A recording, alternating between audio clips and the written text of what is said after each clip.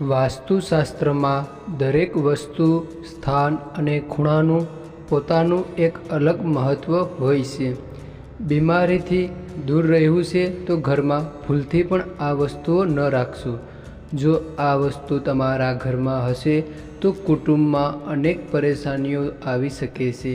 એટલે આવી વસ્તુઓ હોય તો અત્યારે જ હટાવી દેવી જોઈએ. તો નમસ્કાર દોસ્તો, આપ સૌનું સ્વાગત છે આપણી YouTube ચેનલમાં. તો તમામ મિત્રોના પરિવારને ભગવાન હંમેશા ખુશી આપે એવી પ્રાર્થના કરું છું અને તમે હંમેશા પોતાના માતા પિતા સાથે સુખીપૂર્વક જીવન વિતાવો એવી ભગવાન સાથે અમારી પ્રાર્થના છે. તો મિત્રો, આજનો વિડીયો ખૂબ જ જ્ઞાનવર્ધક થવાનો છે, તો વિડીયોને છેલ્લે સુધી જોતા રહેજો. તો ચાલો તમારા બધાનો કિંમતી સમય બગાડ્યા વગર વિડીયોની શરૂઆત કરીએ. વાસ્તુશાસ્ત્રમાં દરેક વસ્તુ, સ્થાન અને ખૂણાને પોતાનું એક અલગ જ પ્રકારનું મહત્ત્વ હોય છે. તો વાસ્તુ મુજબ જો ઘરમાં વસ્તુઓ રાખવાથી ઘરમાં સકારાત્મક ઉર્જા આવે છે, પરંતુ વાસ્તુ અનુસાર વસ્તુઓ ન હોવાથી ઘરમાં વાસ્તુ દોષ પણ આવી શકે છે અને તેના કારણે કેટલાય પ્રકારની મુશ્કેલીઓ આવી શકે છે. તો વાસ્તુ મુજબ ઘરમાં રાખવામાં આવેલી કેટલીક વસ્તુઓથી સ્વાસ્થ્ય પર પણ ખરાબ અસર પડે છે. તો જાણો કઈ વસ્તુઓ ઘરમાં ન જ રાખવી જોઈએ. પહેલું, સુકાઈ ગયેલો છોડ.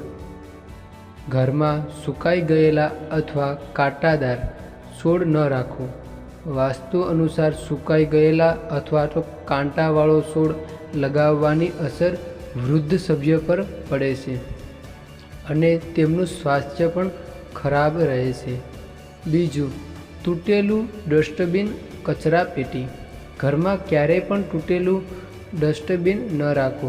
વાસ્તુ અનુસાર જે ઘરમાં ડસ્ટબિન તૂટી ફૂટી પરિસ્થિતિમાં હોય છે તે ઘરમાં કોઈને કોઈ બીમારી આવતી રહે છે અને ઘરના સભ્યો મોટાભાગે બીમાર રહે છે. જૂના પેપર. તો ત્રીજું છે જૂના પેપરો.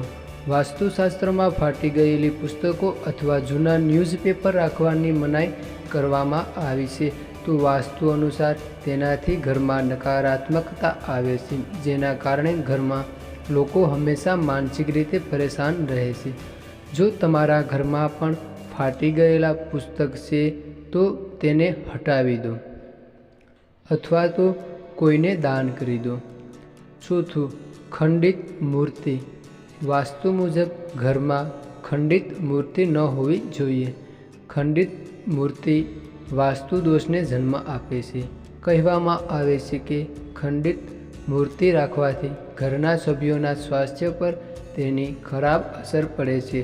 જો તમારા ઘરમાં દેવી દેવતાઓની ખંડિત તસવીર અથવા તો મૂર્તિઓ હોય તો તેને અત્યારે જ તાત્કાલિક હટાવી દો. પાંચમું, તૂટેલો ફૂટેલો સામાન. વાસ્તુ મુજબ ઘરમાં તૂટેલા ફૂટેલા સામાન રાખવાથી નકારાત્મક ઉર્જા વધે છે અને તેની અસર ઘરના સભ્યોના સ્વાસ્થ્ય પર પડે છે. એટલા માટે ઘરમાં કોઈ પણ તૂટેલા સામાન ન રાખવા જોઈએ. જો રસોડામાં તૂટેલા ફૂટેલા વાસણ અથવા તો ડબ્બા રાખ્યા છે તો તેને પણ હટાવી દો. મુખ્ય દ્વારની સામે મંદિર. ઘરનું મંદિર ક્યારેય પણ મુખ્ય દરવાજાની સામે ન હોવું જોઈએ. કહેવામાં આવે છે કે મુખ્ય દ્વારની સામે મંદિર રાખવા પર તેમાં દેવી દેવતાઓનો વાસ થતો જ નથી અને ઘરના સભ્ય હંમેશા બીમાર પણ રહી શકે છે. તો મિત્રો, આ વિડીયોનો અંત કરતાં હવે જે કોઈ મિત્રો વિડીયો વિશે કંઈક કહેવા માગતા હોય તો વિડીયોની કોમેન્ટ બોક્સમાં અવશ્ય બતાવતા જજો. તો તમામ મિત્રો મનમાં પોતાની કુળદેવી માતાનું નામ સ્મરણ કરી અને જો તમને સારું લાગે તો વિડીયોની કોમેન્ટ બોક્સમાં પોતાની કુળદેવી માતાનું નામ અવશ્ય બતાવતા જજો. તો ચાલો YouTube દોસ્તો, જો તમે આ ચેનલ પર નવા હોય તો વિડીયોને પસંદ આવ્યો હોય તો આપણી આ ચેનલને સબસ્ક્રાઈબ કરી દેજો, એટલે આપણે આવા વિડીયો સાથે અને આવી સમજપૂર્વક વાત સાથે પાછા મળી શકીએ. તો તમામ મિત્રોને હર હર મહાદેવ.